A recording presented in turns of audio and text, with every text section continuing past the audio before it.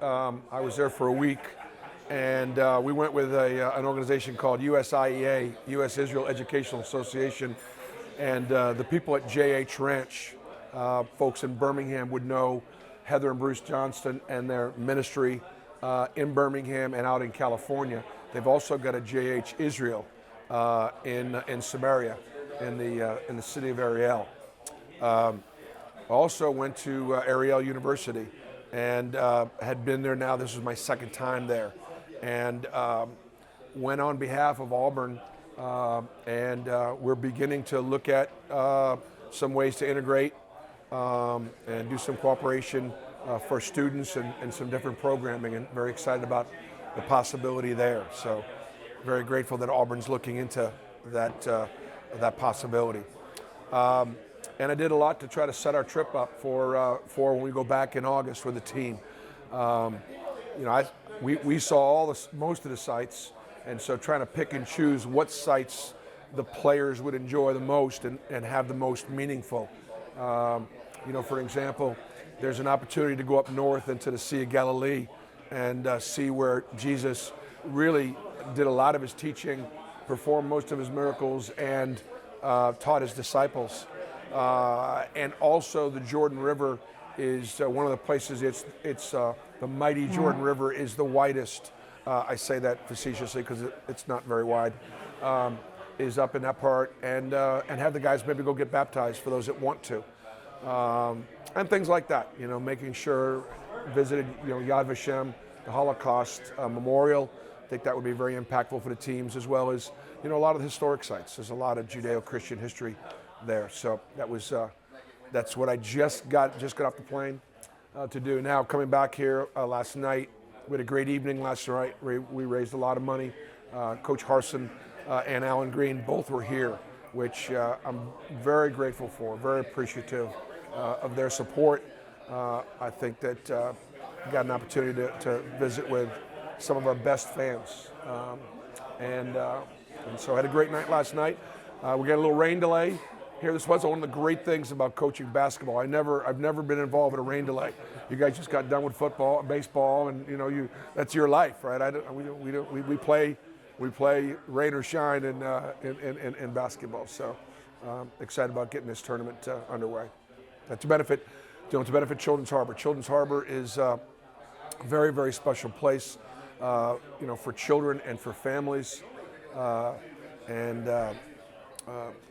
they run the gambit for children as far as their health challenges and concerns, whether it be heart or cancer or autism,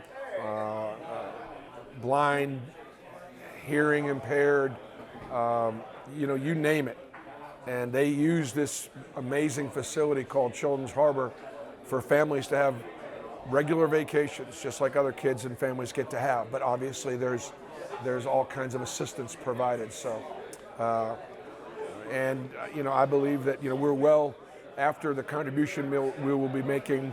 We're north of $1.25 million in the last 8 years to Children's Harbor.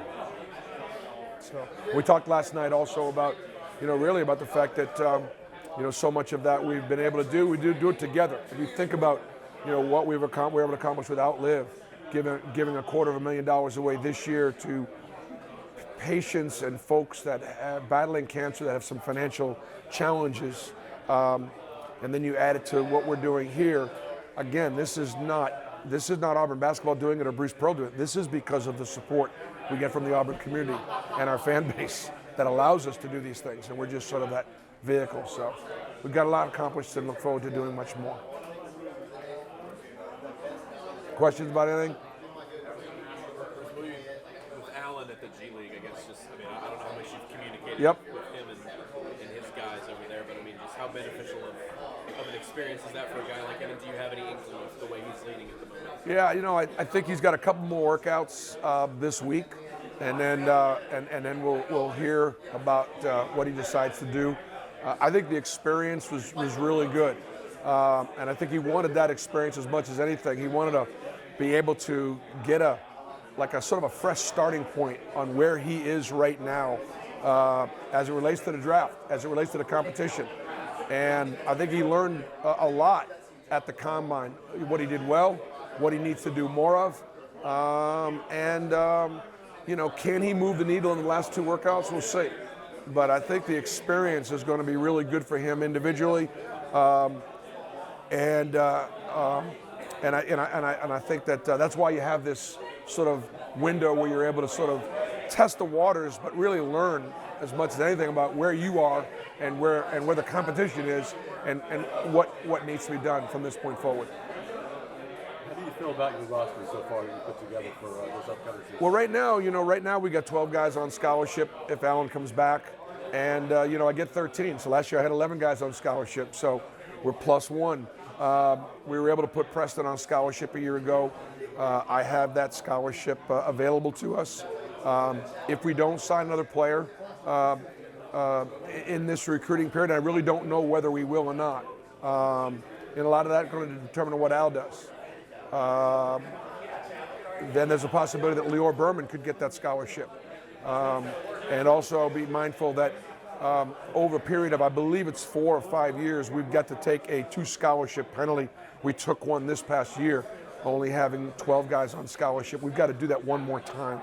And so those are all kind of what our options are. I like our roster. I think I got kind of feel a little bit like Noah, since I just came back from Israel. Let's just go with the Noah comparison. I got 2 of everything. I got at least 2 of everything at every position, and a little bit more depth at guard because of bringing in Trey and bringing in Chance, and really, and then losing Devin. So I kind of add 1 there. And then our front line, we had 5 at the front line. We lost 2, we brought in 2. Obviously, the great challenge is when you lose, the best player in the end, the best player, the number 1 pick in the draft, and a first rounder in Walker Kessler, and 2 of the, you lose the best front line in college basketball. But to be able to replace those guys with Yohan Traylor and Janai Brown, 2 really good young prospects. Pretty required. It was required. And look, I think we will be young again. Kind of a mixture of some veterans coming back, but I think some of these young guys definitely have an opportunity to contribute. Don't forget, last year we only had 1 freshman, and that was Jabari Smith, and he didn't play like a freshman. And this year we've got 3 who I think can all play some. I think they all will play, and so we'll have to see how quickly they're able to kind of assimilate. With that last roster, What's that? With that last scholarship, is it kind of a scenario where you guys might wait until after that draft deadline and kind of see what's available there? Yeah, I mean, I just think, and I've always believed in putting the kids in position to be successful, even before the transfer portal, and so it's got to be the right player, the right fit, and then so for example, a year ago when we brought in 4 transfers, we had some sophomores that were returning, and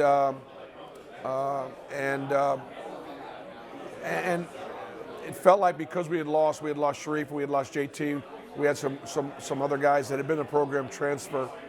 I felt like we really weren't recruiting over anybody's head. We were just challenging for some competition. I think this year with some guys being upperclassmen, Wendell Green in his 3rd year now. Do you bring a transfer on top of him? KD Johnson, his 3rd year now in college. Do you bring a transfer on top of him? Jalen Williams, his 4th year now. Do you bring a transfer on top of him? We brought some young guys in to compete with them. And I feel that was the fairest way of rebuilding our roster, and yet, having some, I'm not a, may the best, we're going to bring in 13 of the best guys we can find and may the best man win. That's never been how I've been. There are other coaches in our league that are that way. Doesn't make them wrong. It's just I've never done it that way. Bruce, can you talk about 3 or 4 years ago, you talked about the importance up here of scheduling tough conference opponents. Has that served you guys pretty well, and you planning to do it again? Yeah, I mean, I think it's served us well because it's really helped us get ready for league play. And so when we've started off the league, we start off pretty well. It's because we get really challenged in November, December. So when all of a sudden January hits, you don't get hit in the mouth. There are some, there've been some other programs that didn't play that kind of schedule. Then they start the season, all of a sudden, well, we better start guarding a little differently because this isn't going to work because they didn't play a very tough schedule. It presents, the scheduling always has its challenges. I like to be able to go to neutral sites, and I like to be able to play, a couple games on the road. And in order to get some of those games, we played at Central Florida, at South Florida, or we played at UAB, or we played at South Alabama, played at Murray State. Next year we go at USC and at Washington. That'll be a tough trip. And in addition to some neutral site games. So, yeah, the schedule will be tough. Positionally, where does Chance kind of fit in with what you guys do? Chance gives us great flexibility. He could play 1, 2, or 3. And I'm anxious to see. He's a natural wing. He's more of a natural wing, but he's really good with the ball in his hands.